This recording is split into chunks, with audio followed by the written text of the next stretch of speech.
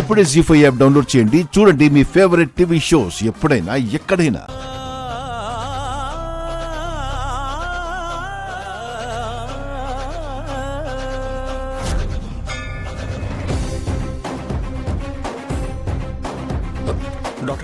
Doctor గారు, మా అమ్మాయికి ఏమైందండి? ఇప్పుడు ఎలా ఉంది? తనకేం కాదు కదా?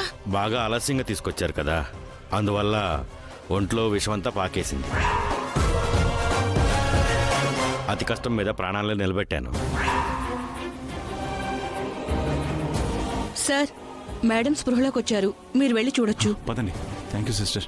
ఎక్కడ బతికి బయటపడుతుందోనని నీకు భయంతో చెమటలు పడుతున్నట్టున్నా. చచ్చా, భయంతో ఏం కాదు. ఏసీ లేక, పైగా ఈ విక్ ఒకటి